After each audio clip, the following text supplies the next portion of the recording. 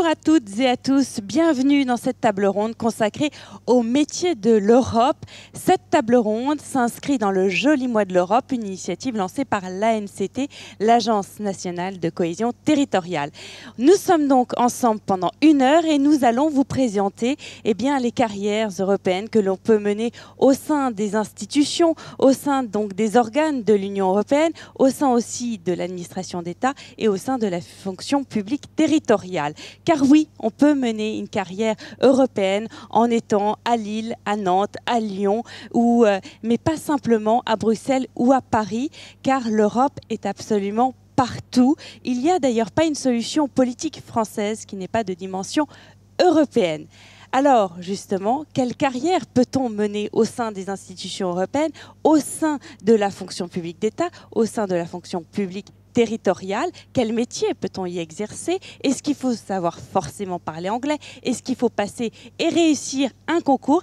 Pour répondre à toutes ces questions, je suis accompagnée par 3 invités.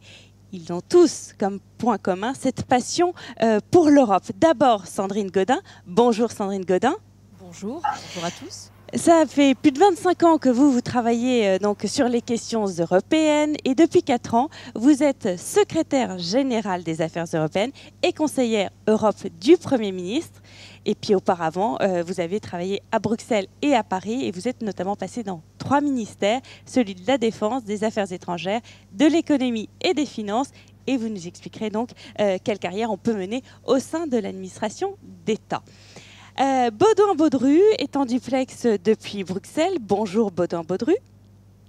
Vous êtes chef de la représentation en France de la Commission européenne. Vous avez intégré la Commission européenne en 1995 et donc vous nous parlerez des carrières que l'on peut mener au sein de ces institutions européennes et en particulier la Commission puisque ça fait longtemps que vous y êtes. Et puis en duplex depuis Marseille se trouve Philippe Sicholaz. Bonjour Philippe Sicholaz. Bonjour, vous êtes chef du pôle politique de cohésion européenne de l'ANCT, l'Agence nationale de cohésion territoriale. Et vous aussi, ça fait plus de 25 ans que vous travaillez pour les questions européennes, mais sous 4 angles différents. D'abord le Conseil à Paris pour la Commission européenne, ensuite dans un réseau d'influence entre Bruxelles et Rennes, dans une région à Marseille et à Paris au CGET, le Commissariat général à l'égalité des territoires. Et donc, à présent, vous êtes chef du pôle politique de cohésion européenne de l'ANCT. Vous êtes donc la preuve que l'on peut mener une carrière européenne au sein même du territoire et vous nous direz comment tout à l'heure. N'hésitez pas à poser toutes vos questions via le chat. Tout à l'heure, mes invités se feront un plaisir d'y répondre. En haut à droite se trouve une petite bulle verte et vous pouvez poser toutes vos questions. Baudouin-Baudru, j'aimerais d'abord qu'on commence par vous, avec les carrières au sein des institutions européennes. Quand on parle institutions européennes, on parle Commission européenne, Parlement européen et Conseil de l'Union européenne. Quelle carrière peut-on mener justement dans ces institutions, en particulier la Commission, puisque ça fait longtemps que vous y travaillez?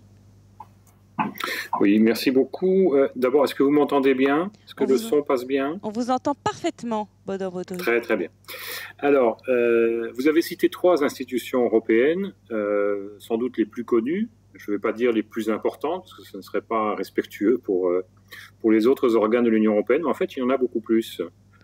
Outre le Parlement, le Conseil de l'Union européenne, la Commission européenne, il y a également la Cour de justice, la Cour des comptes, le Comité économique et social, le Comité des régions, le médiateur européen, le contrôleur européen de la protection des données, et puis aussi, sans doute le plus récent, l'institution la plus récente qui a été créée il y a quelques années, c'est le service d'action extérieure, qui chapeaute en fait l'ensemble des délégations dans le monde entier de l'Union européenne. Donc, il y a beaucoup de choix, en fait. Le marché de l'emploi européen, en termes d'institutions, est très large. Et aujourd'hui, l'ensemble de ces institutions et organes, en fait, emploient à peu près 40 000 personnes. Et peut-être pour celles et ceux qui nous écoutent, il y a une bonne nouvelle, c'est que on arrive maintenant, enfin, on a déjà commencé à entrer dans cette période où les baby-boomers commence à partir à la retraite. Et ça va être un départ quand même relativement massif dans les années qui vont suivre, ce qui veut dire qu'il y aura de nouveaux postes disponibles. Il y a donc une vraie opportunité professionnelle.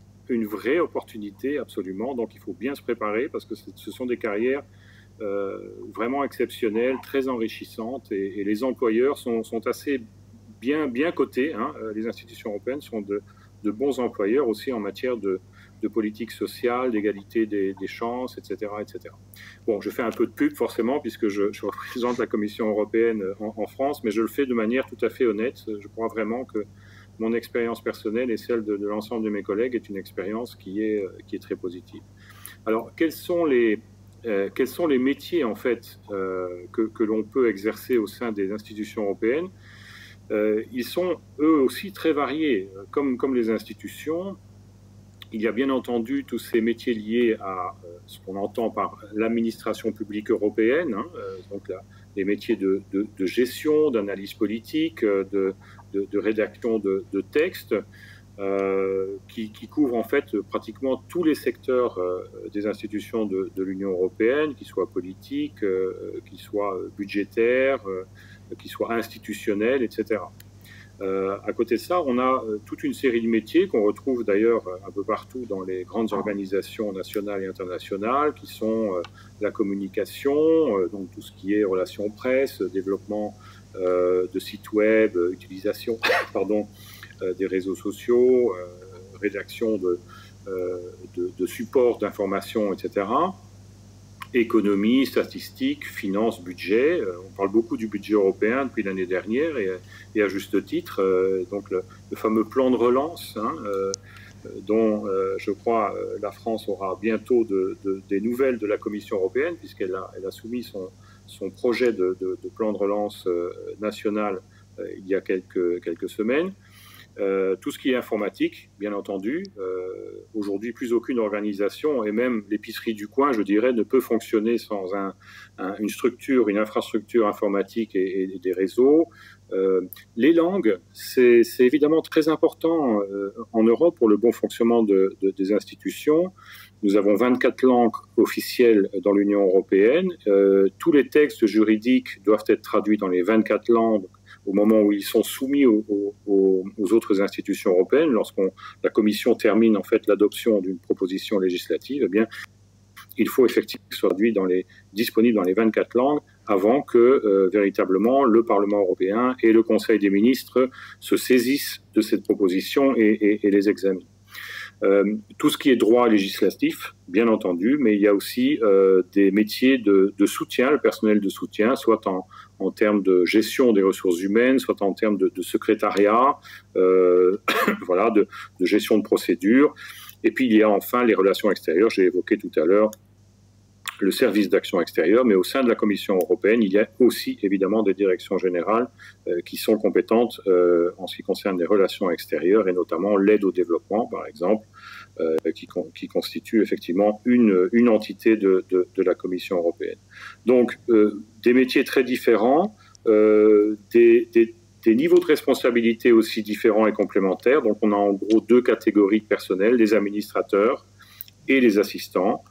Les premiers sont effectivement en charge de créer en fait un certain nombre de textes, de mettre en place et de piloter des procédures, tandis que les assistants sont plutôt du personnel en appui, du personnel de soutien, comme je l'ai évoqué tout à l'heure, et donc l'ensemble de ces fonctions constitue en fait la fonction publique européenne, avec une catégorie à part qui sont les métiers linguistiques. Je l'ai rappelé, 24 langues, ça demande beaucoup de travail et c'est normal, c'est tout à fait légitime. Et donc, il faut effectivement une carrière qui est spécifique pour les interprètes et les traducteurs, avec des concours de recrutement aussi particuliers pour ces collègues-là. Il y a donc une diversité des métiers. On vient de le voir avec Baudin Baudru dans les institutions européennes. Sandrine Gaudin, on peut aussi faire carrière européenne en travaillant pour la France. Quelles sont les opportunités professionnelles ? Merci beaucoup. Écoutez, ce que vient de décrire Baudouin lorsqu'il décrivait finalement les différentes activités de l'Union européenne présente en fait la particularité d'être en miroir avec ce que nous faisons au niveau national. Parce que quand la Commission va présenter une proposition de réglementation, par exemple, pour interdire l'usage ou restreindre l'usage des pesticides dans le domaine de l'agriculture. Il va falloir que ce projet qui va arriver, qui a été préparé par des fonctionnaires de la Commission, comme Baudouin le précisait, il va falloir que ce projet soit expertisé, analysé dans des administrations, dans toutes les capitales, et notamment à Paris, dans des administrations d'État, que sont le ministère de l'Agriculture, le ministère de l'Environnement, le ministère de l'Europe et des Affaires étrangères. Et donc, il faut que dans ces ministères, par exemple, mais pas seulement, il y ait des experts. Il y ait des experts de la matière, soit de la matière juridique en général, soit de la matière technique, des experts du pesticide en question, des experts de l'agriculture, des experts qui vont mesurer l'impact économique que va avoir sur le modèle économique, par exemple, d'une exploitation agricole, le fait de mettre fin à l'usage de ce pesticide. Donc, dans toutes les administrations parisiennes, dans toutes les administrations de l'État, il y a des personnes qui vont, je dirais, travailler dans leur domaine, dans la politique publique pour laquelle ils ont été embauchés. Agriculture, affaires étrangères, ministère de l'Intérieur, sécurité, matière économique, matière budgétaire, matière de transport, environnementale. Bref, pour toutes ces politiques publiques qui sont gérées par les administrations nationales, il y a une dimension européenne. Et donc ces experts-là vont être chargés de préparer la position française qui va être tenue dans les instances du Conseil des ministres qui réunit les États membres. Et donc la France, bien sûr, est présente à ce Conseil et elle va défendre ses intérêts dans la négociation. Et donc pour cela, il faut que nous ayons une vue très claire de l'impact de cette proposition de la Commission, une vue très claire de ce que nous voulons défendre, la façon dont nous voulons compléter, par exemple, la proposition, si nous l'estimons imparfaite. Ça peut arriver, Baudouin, que les propositions de la Commission méritent d'être complétées, enrichies. Et de ce point de vue-là, le travail de tous ces ministères de cette expertise va être synthétisé par le secrétariat général des affaires européennes, qui est l'administration que je pilote, et qui est une petite structure qui dépend du Premier ministre et qui va faire en sorte qu'il y ait une seule position. Parce que laisser la possibilité au ministère de l'Agriculture d'avoir un avis tout seul sur le sujet ne serait pas représentatif de l'ensemble des intérêts que nous voulons défendre dans la négociation en question. Et donc, il y a, je dirais, une approche collective de la préparation de la position française sur chaque négociation. Et ce qui est important de savoir, c'est que, quelle que soit la négociation qui se déroule à Bruxelles, au Conseil, la France travaille évidemment le sujet, expertise le sujet et a une position et une seule position. De façon à ce qu'à chaque fois qu'il y a une expression d'une position à Bruxelles, cette position soit la position française, validée, estampillée, tamponnée, secrétariat général des affaires européennes. Et s'il y a des divergences entre les ministères, ces divergences sont aplanies par un arbitrage qui vient du Premier ministre, d'où l'intérêt d'avoir cette structure du SGAE qui est rattachée au Premier ministre et d'avoir le secrétaire général, enfin la secrétaire générale des affaires européennes qui est également membre du cabinet du Premier ministre pour faire le lien avec la fonction d'arbitrage.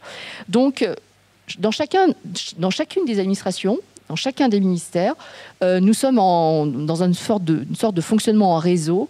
Il y a des centaines, en fait, de fonctionnaires français qui travaillent au quotidien sur les questions européennes. Au départ, ce ne sont pas nécessairement leur spécialité.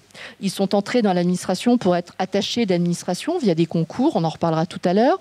Ils sont ingénieurs, ils sont inspecteurs des douanes, ils sont économistes, ils sont juristes. Ils ont des parcours différents, ils sont passés ou pas par des écoles de fonctionnaires, ils sont parfois contractuels aussi, c'est-à-dire entrés directement dans l'administration avec un contrat. Mais toutes ces personnes, tous ces experts vont contribuer à préparer la position française et donc travaillent sur la matière européenne. Et donc, je pense qu'on peut dire que nous avons la chance et la richesse d'avoir des administrations qui sont extrêmement bien fournies en expertise, de façon à couvrir le spectre finalement de toutes les politiques qui sont gérées par l'Union européenne, qu'il s'agisse de compétences exclusives de l'Union européenne, de compétences d'appui ou de compétences qui sont expressément prévues par le traité. Et j'ajoute, juste pour terminer, que cette position française, bien sûr, on va l'exprimer dans les enceintes du Conseil, via également une institution qui est extrêmement importante dans le dispositif français, qui est la représentation permanente à Bruxelles, où il y a également des diplomates, mais aussi des experts, qui vont dans chacun des groupes du travail du Conseil défendre nos positions. Donc, je n'arrive pas vraiment à estimer cette communauté, ce collectif, à combien de personnes il s'élève en fait? Je serais incapable de dire. C'est pas 40 000, non, nous ne sommes pas aussi riches que les institutions communautaires, mais nous avons en tout cas une force collective extrêmement forte, extrêmement puissante et relativement bien organisée, même si je suis mal placée pour juger de l'efficacité de ce que le SGAE fait, mais en tout cas organisée de façon collective et harmonisée, de façon à avoir une position cohérente et unique. Je dirais qu'il y a des centaines de personnes qui, dans l'administration de l'État, contribuent à la fabrication de la position française et donc à la défense de nos intérêts. Et donc, quel que soit le statut des uns ou des autres, quels que soient les parcours, il n'y a aucune politique publique qui échappe à la dimension européenne de cette politique publique aujourd'hui. Et c'est ça qui est assez extraordinaire, c'est que lorsque vous entrez, par exemple, et vous voulez faire de la sécurité informatique, vous êtes informaticien, vous travaillez dans ce domaine-là, vous travaillez par exemple à l'Agence nationale qui traite des questions de sécurité informatique et de cybersécurité, vous allez avoir une dimension européenne dans votre travail. Alors qu'au départ, nécessairement, vous n'avez pas nécessairement vocation à travailler sur les questions européennes. Donc aujourd'hui, on peut bien travailler pour l'Europe au sein de l'administration. On peut travailler pour l'Europe, sur l'Europe, avec l'Europe, où que l'on soit dans l'administration, puisque l'Europe, et nous y contribuons aussi, hein, nous, au niveau de l'administration française et des positions qui sont portées par le gouvernement français, nous souhaitons que l'Europe prenne encore plus de dimensions et soit concrète dans beaucoup de politiques publiques nationales.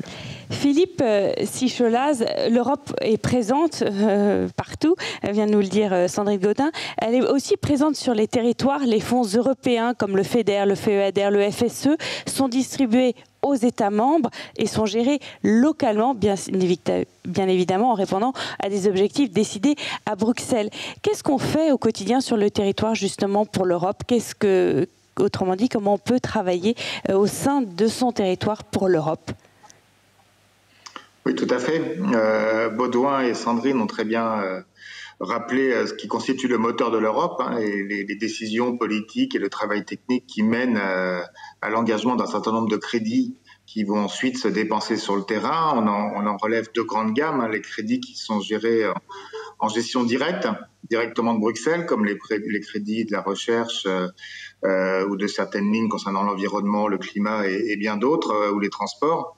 Et puis les crédits qu'on appelle en gestion partagée, que vous avez rappelé, hein, qui sont les crédits délégués en termes d'instruction, de gestion, de préparation des cadres stratégiques à ce que l'on appelle des autorités de gestion. Donc aujourd'hui, dans le contexte français, ces autorités de gestion sont de deux natures. Il reste un certain nombre de compétences qui sont gérées par les services de l'État. Par exemple, le FSE est majoritairement piloté par le ministère de l'Emploi et sa direction générale, la DGEFP.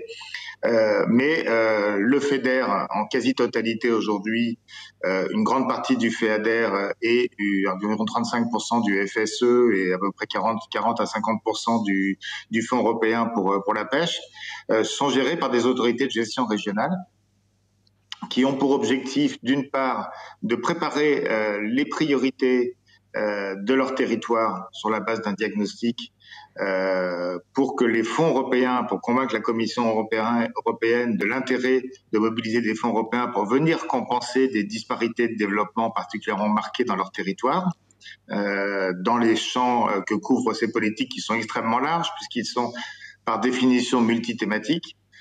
Vous y retrouvez essentiellement les logiques de développement économique, d'innovation, de digitalisation de l'économie et des services, tout le volet Green Deal, que ce soit sous l'angle des politiques environnementales plus traditionnelles concernant la biodiversité ou la gestion des risques, mais aussi toutes les actions concernant le climat et la performance énergétique, les actions de développement territorial, de services aux populations dans les milieux plus difficiles, que ce soit en milieu rural ou en milieu urbain, le domaine de la formation, enfin, etc., et bien sûr toutes les politiques agricoles avec le FEADER.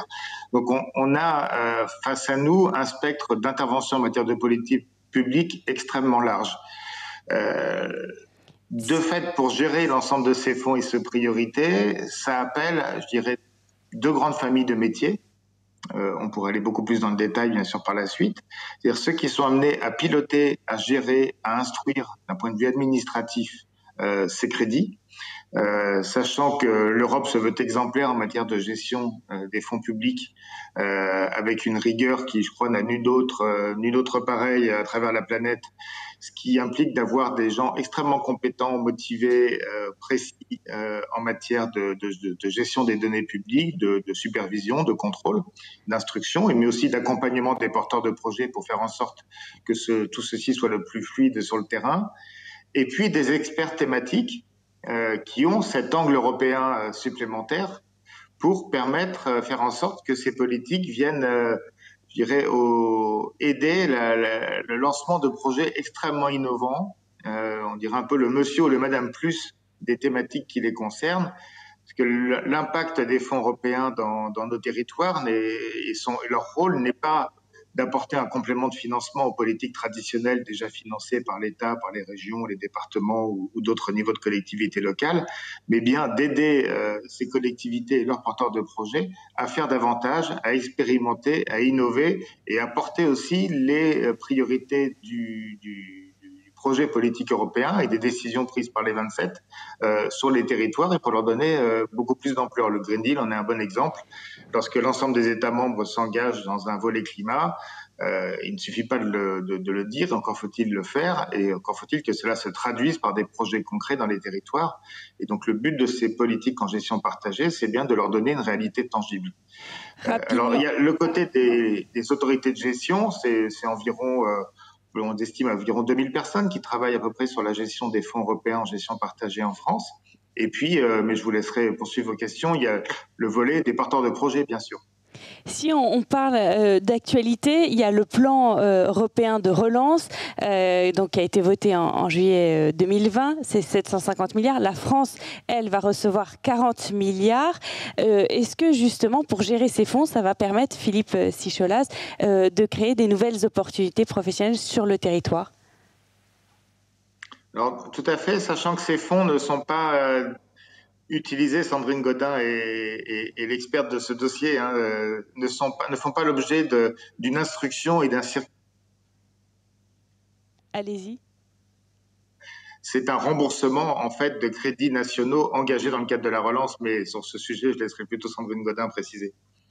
Rapidement, oui. Rapidement, ce plan de relance vient en fait nous aider à financer notre propre plan de relance national.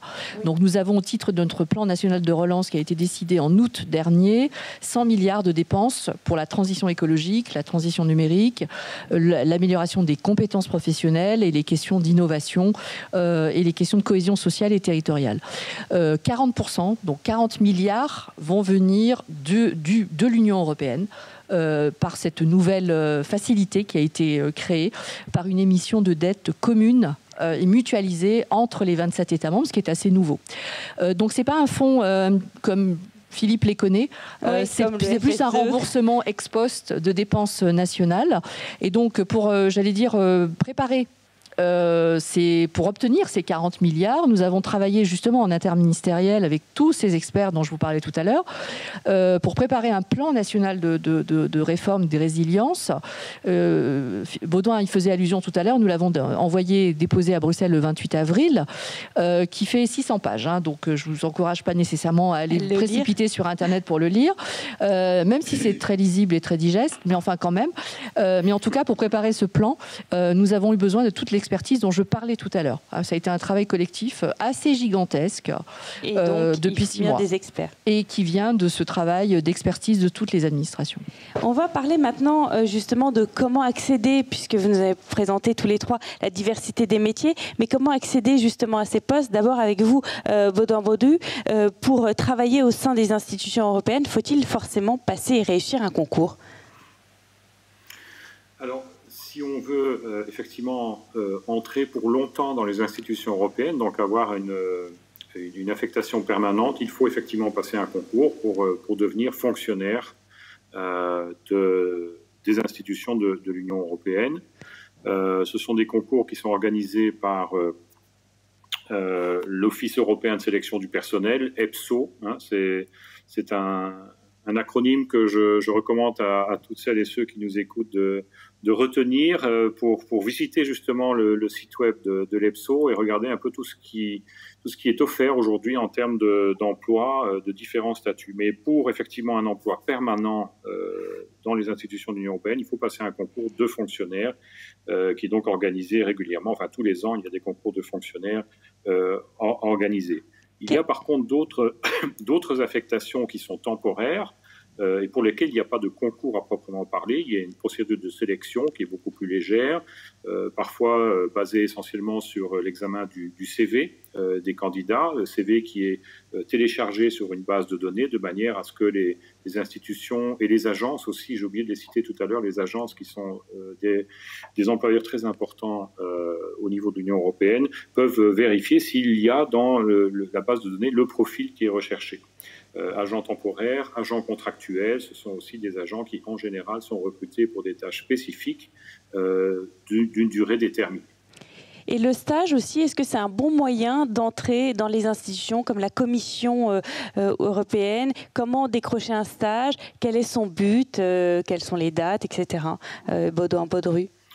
Bon, alors effectivement, les stages sont gérés par chaque institution et je pense que c'est une excellente entrée en matière, notamment pour des jeunes qui souhaitent rentrer en fait en contact avec la réalité institutionnelle européenne, que ce soit dans les États membres, comme par exemple à la représentation de la Commission européenne en France, on a pratiquement en permanence plusieurs stagiaires qui nous rejoignent, qui passent entre 2 et 5 mois avec nous, qui, je dois le dire, nous aident aussi dans notre travail quotidien. Donc, ils ne sont pas simplement observateurs ou à regarder ce que nous faisons, ils participent au travail véritablement de la représentation et du personnel de la représentation. Et évidemment, en retour, on leur donne un maximum d'informations, on répond à leurs questions, ils participent aux réunions internes. On les invite également à participer, dans la mesure du possible, à des visites, en tout cas à certaines parties de visites officielles, soit de commissaires, soit de hauts fonctionnaires, de manière à ce qu'ils vivent véritablement l'institution de l'intérieur et ils perçoivent et ils appréhendent en fait comment les interactions se développent au sein de l'institution, mais aussi entre les institutions et les interlocuteurs au niveau national en ce qui concerne la présentation. Donc effectivement, il y a un bureau de stage créé au sein de la Commission européenne avec un site web où les candidats au stage peuvent effectivement examiner quelles sont les offres qui existent. Il y a 2 fois par an une sélection de ce qu'on appelle les stagiaires livre bleu. C'est un stage qui est rémunéré, qui dure 5 mois, donc il y a 2 saisons dans l'année si vous voulez. Donc il faut s'inscrire, il faut présenter un petit peu son curriculum vitae. Et quand on est retenu, on peut effectivement avoir l'opportunité de faire des stages un peu partout dans la commission, dans les différents services, mais également dans les capitales. Comme je l'ai dit, c'est une très très bonne entrée en matière pour mettre un premier pied dans l'Europe, dans les institutions. Simplement un exemple, Amélie de Montchalin a été stagiaire à la représentation de la Commission européenne en France il y a quelques années. D'accord. Voilà. Merci. Baudouin, Baudru. Pensez à poser toutes vos questions. Hein. Nos invités se feront un plaisir tout à l'heure d'y répondre sur le chat. En haut à droite, vous avez une petite bulle verte. Sandrine Godin, vous aussi, comment on peut intégrer justement l'administration d'État et quelles sont les perspectives pour exercer les différentes missions que vous nous avez présentées tout à l'heure? Alors, il s'agit tout simplement d'intégrer en fait les administrations de l'État par les voies classiques que sont les concours de la fonction publique. Vous pouvez le concours de douanier, le concours d'inspecteur chargé de la concurrence, le concours de commissaire de police, le concours d'attaché d'administration, qui est le concours, je dirais, le plus généraliste, qui est un concours que l'on passe et après une formation dans les instituts régionaux d'administration, qui, comme le nom ne l'indique pas, ne sont pas que des instituts qui visent à la formation de personnes qui vont travailler dans les régions. En tout cas, tous les concours de la fonction publique permettent d'intégrer les administrations de l'État et donc permettent d'accéder à des fonctions en lien avec l'Europe. Par exemple, au secrétaire général des Affaires européennes, il y a à peu près 180 personnes qui viennent de tous les corps de fonctionnaires. Il y a aussi des contractuels, comme il y en a de plus en plus dans l'administration, parce on a des besoins particuliers en matière juridique, en matière économique, par exemple, ou en matière informatique, comme je le disais tout à l'heure. Mais en tout cas, au SGAE, c'est intéressant d'ailleurs, d'un point de vue purement de sociologie administrative, il y a une mini-administration française, puisque j'ai quasiment un représentant de chaque corps. Donc, il y a un gendarme, il y a un inspecteur vétérinaire, il y a des attachés d'administration, il y a des économistes. Mais l'inspecteur vétérinaire est extrêmement important, puisque toute la réglementation sur les questions sanitaires, phytosanitaires, la réglementation sur l'alimentation, etc., est européenne. Et donc, on a besoin de ce type de compétences aussi avec la dimension européenne.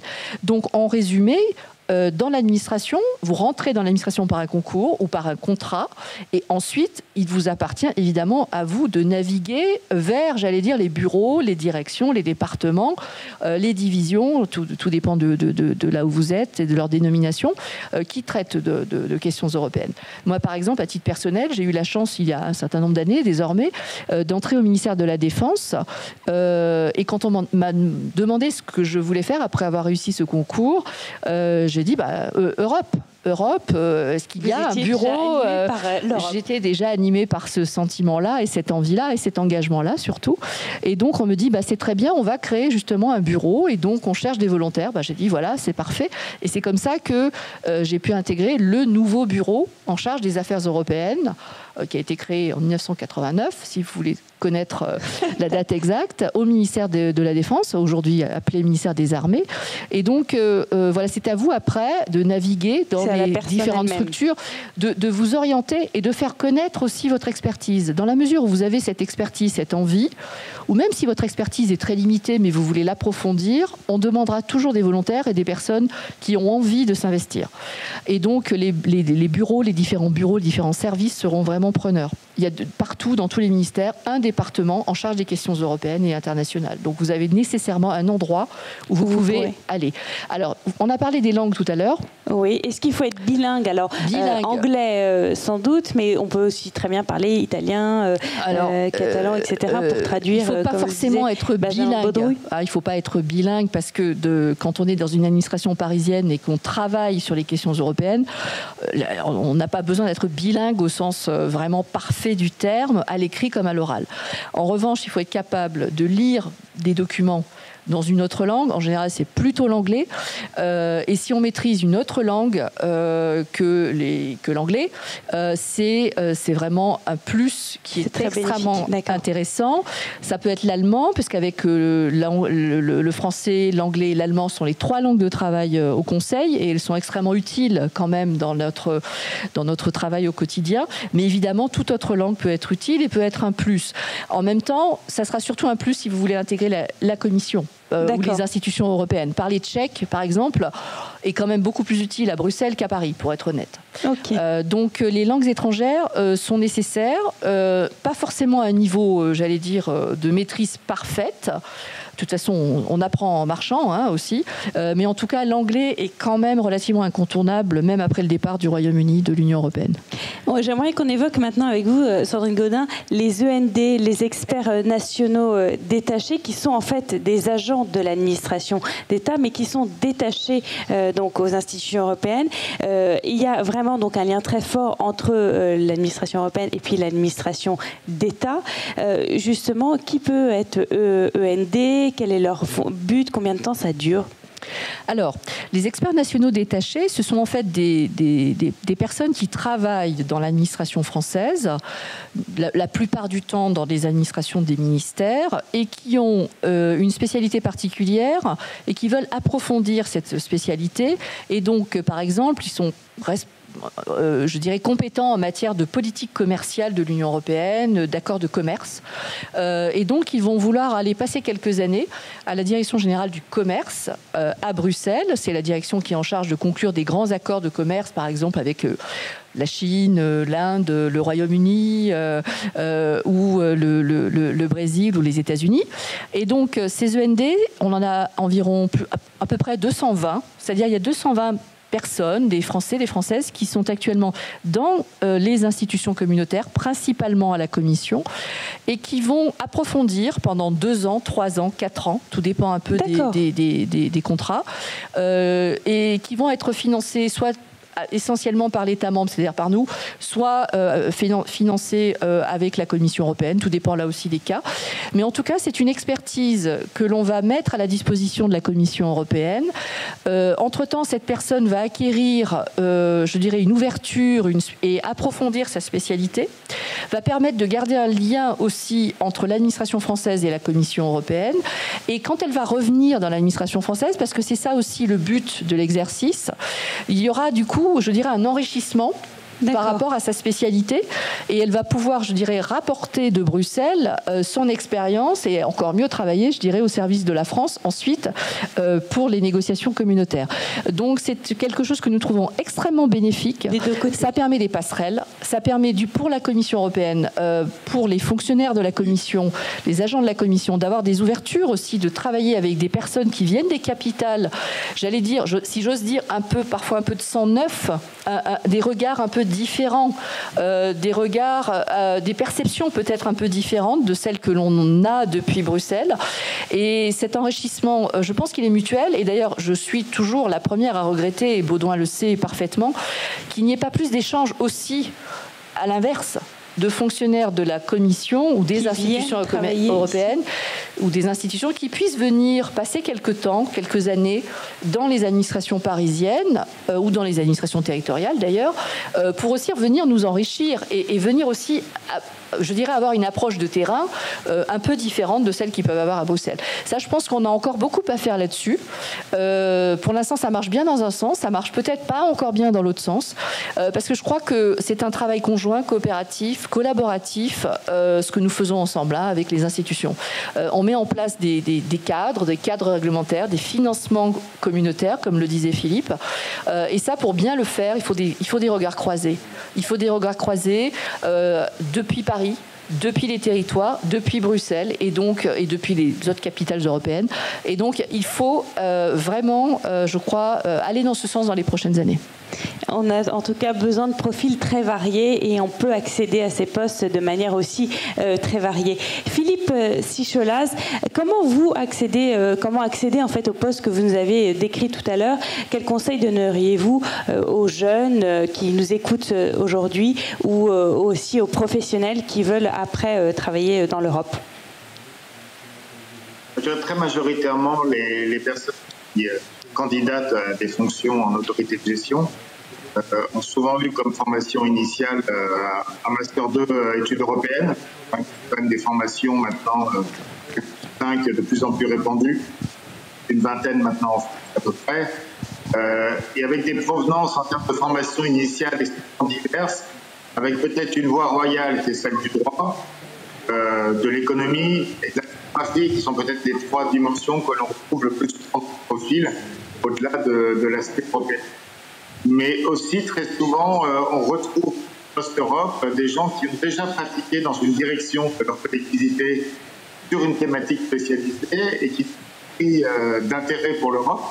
Et du coup, décident de changer de voie et d'apporter leurs compétences techniques de la dimension européenne.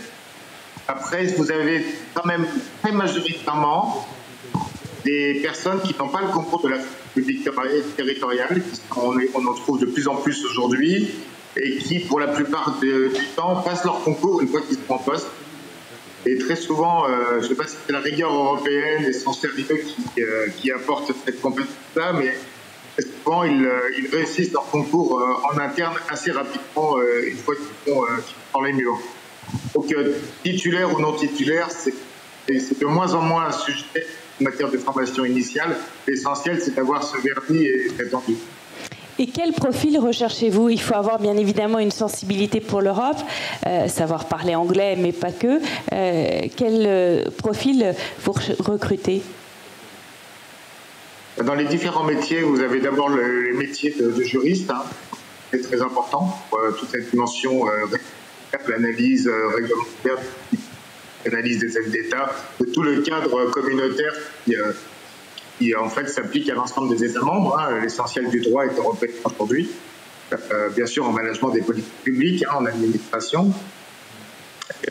Le deuxième type d'activité, c'est toute la connaissance des thématiques qui sont financées par ces fonds européens sur le terrain, dont j'ai rappelé la diversité tout à l'heure. Donc des personnes qui sont en capacité de comprendre et de connaître et d'animer un réseau d'acteurs sur le terrain sur la recherche de dispositifs, de projets exemplaires dans les différentes thématiques. Donc pour ça, ça demande quand même d'avoir une bonne connaissance de ces thématiques et d'être relativement expert sur ces thématiques. Ce sont les deux grandes points, mais les métiers sont très diversifiés. Dans une autorité de gestion d'une centaine de personnes, vous avez bien 6 aspects assez différents d'un poste à l'autre. Sans parler de postes purement gestionnaires, gestionnaires administratifs, où là, la pratique de la langue est moins nécessaire. Avant de passer aux questions du public, Baudouin Baudru, justement, dernière question. Quel profil recherchez-vous? Est-ce que ce sont des juristes? Est-ce que ce sont des chimistes, des mathématiciens au sein des institutions européennes? Effectivement, de profils très différents. Je dirais qu'il y a 2 grandes catégories de profils que nous recherchons. D'abord les généralistes, c'est-à-dire des personnes qui ont une formation et une expérience en administration publique, des juristes, des économistes, qu'on retrouve pratiquement dans toutes les directions générales de la Commission européenne. Et puis on a aussi un besoin important de spécialistes. Il y a des métiers particuliers comme les fiscalistes, les auditeurs, des informaticiens, les statisticiens, des scientifiques évidemment, qui nécessitent effectivement une sélection particulière qui répond à des besoins spécifiques de certains services de l'Union européenne. Lorsqu'il faut accompagner le développement d'une initiative particulière, on aura plutôt tendance à recruter des spécialistes pour une durée déterminée. Par contre, lorsqu'il s'agit d'une politique qui en elle-même est une politique pérenne, mais qui nécessite un haut niveau de spécialisation, on recrutera par concours des fonctionnaires qui sont des spécialistes dans les différents domaines. J'évoquais tout à l'heure les agences qui sont aussi dans des recruteurs importants de l'Union européenne. Il y a plusieurs agences en France, d'ailleurs. Il y a l'autorité bancaire, l'autorité des marchés financiers qui se trouvent tous les deux à Bruxelles. Il y a l'agence de l'Union européenne pour les chemins de fer qui se trouve à Valenciennes. Là aussi, ce sont généralement des spécialistes qui sont recrutés pour la plupart sous forme de contrats limités dans le temps, d'agents temporaires et peut-être quelques fonctionnaires pour assurer la continuité du service. Donc voilà, c'est presque à 360 degrés en fait. Donc des profils très variés. Oui, absolument. Et puis les linguistes évidemment. On va poser maintenant des questions du public. D'abord, où trouver un stage de 3 à 6 mois en Master 2 en relation avec l'Europe? Vers qui me tourner? Cette question s'adresse finalement à tous les trois. D'abord, Sandrine Godin, peut-être? Écoutez, moi je reçois des candidatures, des CV, des lettres de motivation d'étudiants qui cherchent à faire un stage par exemple au SGAE.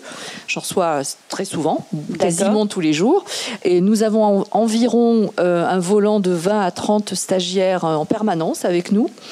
Et donc moi je suis preneuse de toutes les vocations, de tous ceux qui auraient envie de venir faire un stage de 3. En général c'est pour 3 mois.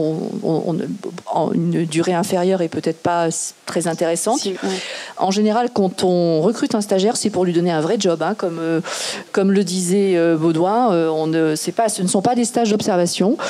Donc par exemple, vous pouvez candidater au SGAE, mais aussi dans tous les ministères. Vous pouvez adresser à tous les directeurs qui sont en charge de questions européennes et internationales votre CV, votre lettre de motivation. Il y a des stagiaires dans tous les services des administrations. Donc vraiment, c'est très ouvert. Il ne faut jamais hésiter. Et vous, Baudouin Baudru ou Philippe Sicholaz? En ce qui concerne la Commission et d'ailleurs les autres institutions européennes, une porte d'entrée qui est presque évidente pour les candidats stagiaires, c'est le site des stages Livre Bleu que j'ai évoqué tout à l'heure, dans lequel donc les candidats peuvent s'inscrire, présenter leur CV et donc participer en fait à une sélection qui leur permettra, s'ils sont retenus, de participer pendant 5 mois à un stage dans les directions générales, les institutions et agences de l'Union européenne. Je pense que c'est la voie royale, je dirais, pour les stages.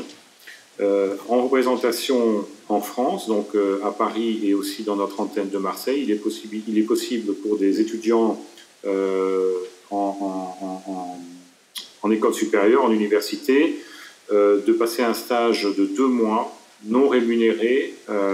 C'est très court, je suis d'accord avec Sandrine, c'est sans doute pas la durée optimale, mais enfin c'est des conditions dans lesquelles nous pouvons travailler et qui permet quand même en 2 mois d'appréhender pas mal un certain nombre de sujets, de politiques et de fonctionnement institutionnel de la Commission européenne.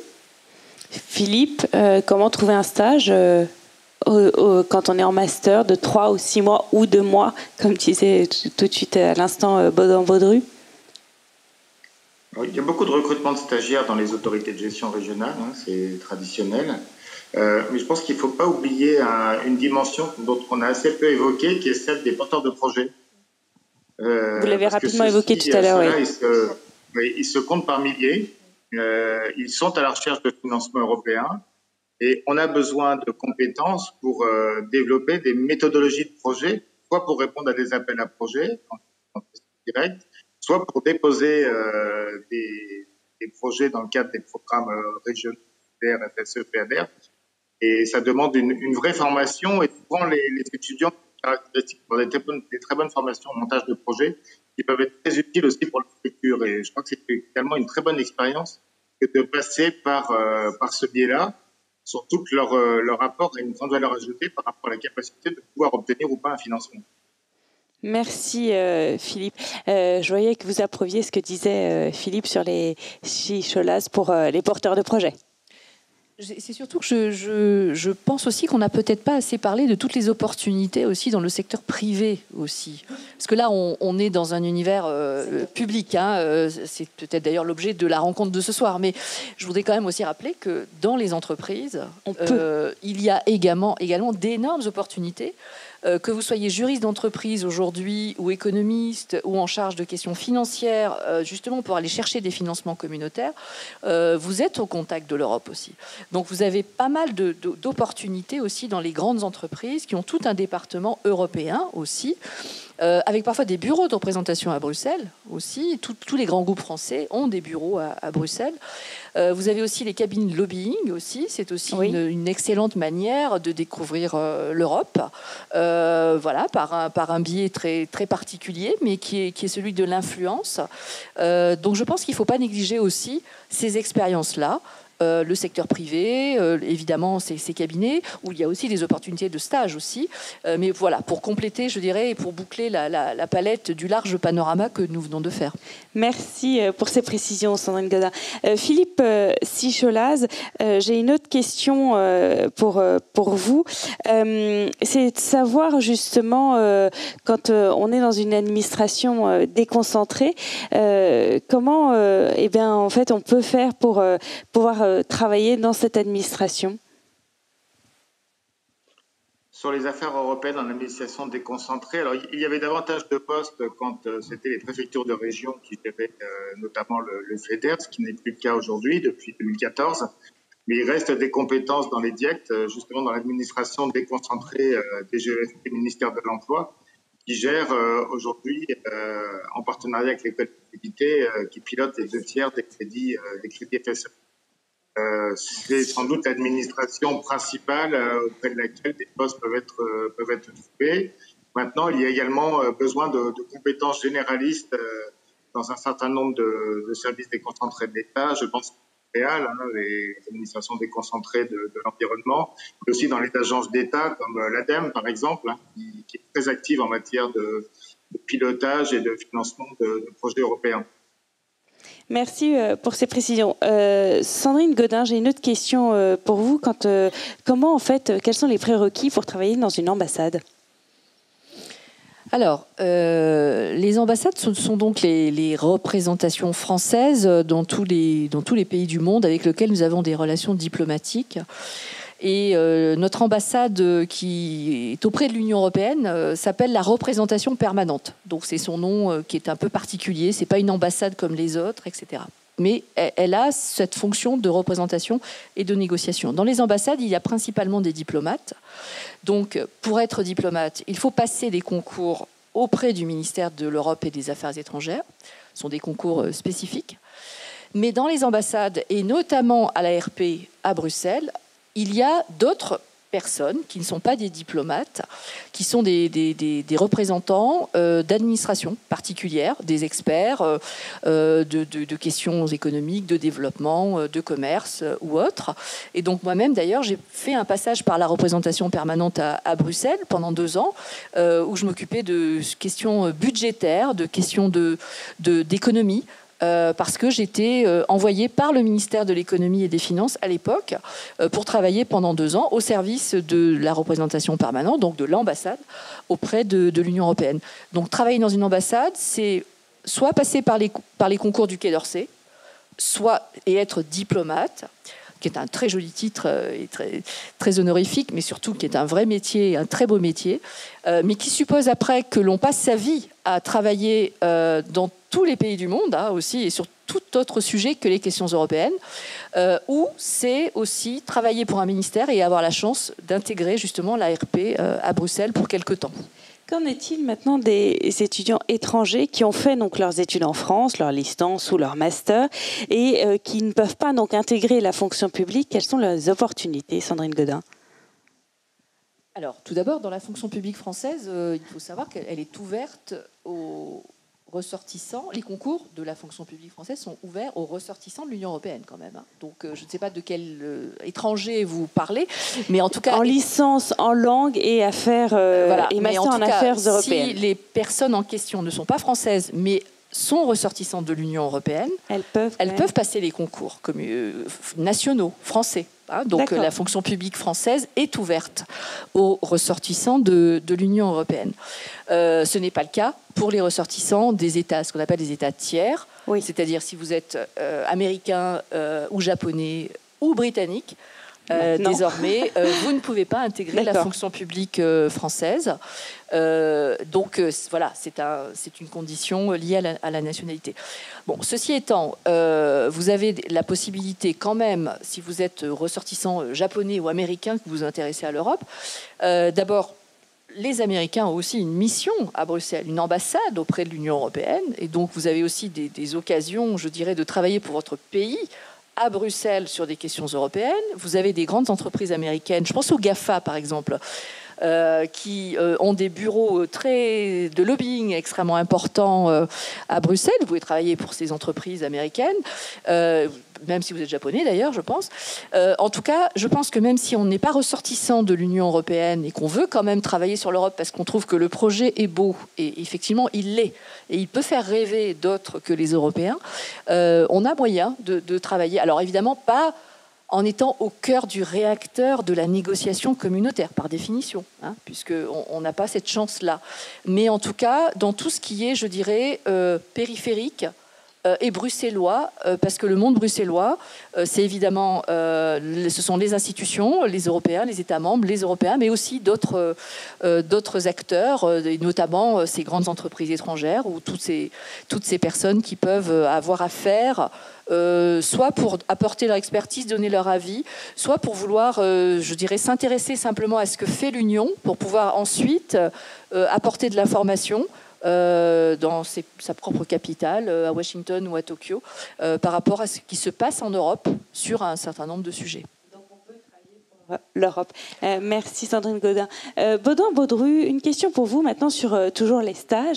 Savez-vous si les possibilités de stage dans les institutions européennes sont toujours maintenues pour l'année 2022 vu le contexte sanitaire, parce que certaines institutions ont déjà publié leurs offres, mais ce n'est pas le cas de tout le monde.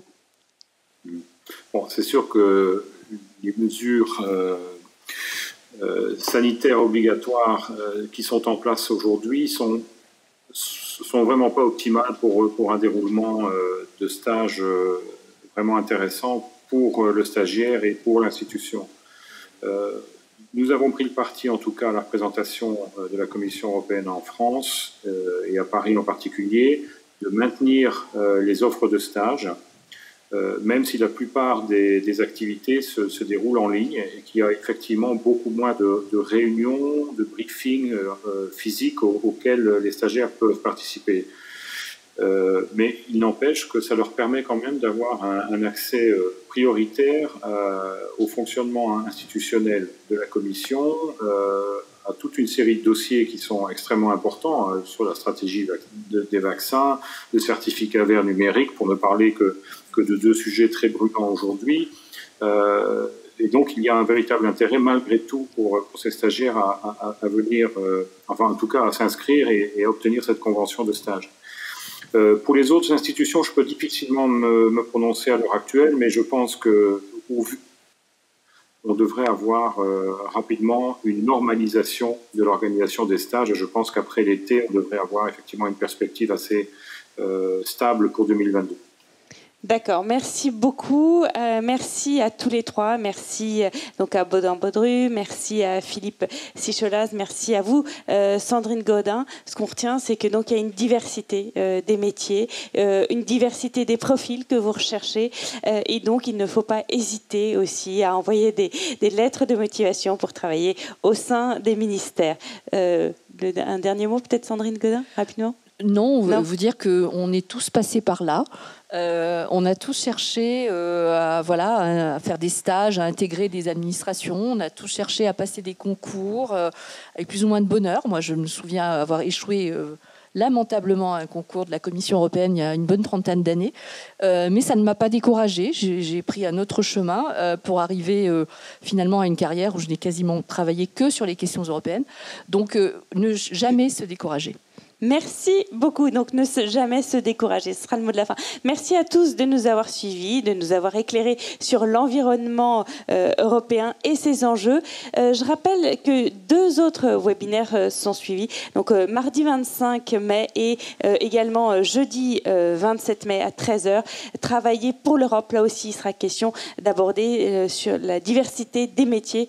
Donc, où est-ce qu'on peut travailler pour l'Europe ? En tout cas, l'Europe, on peut donc la construire depuis Bruxelles, depuis Paris, mais aussi depuis Marseille. Merci à tous. Cette table ronde se termine. Très bonne soirée. Merci. Merci à vous. Merci à vous. À bientôt. Merci à tous. Au revoir. Merci, au revoir.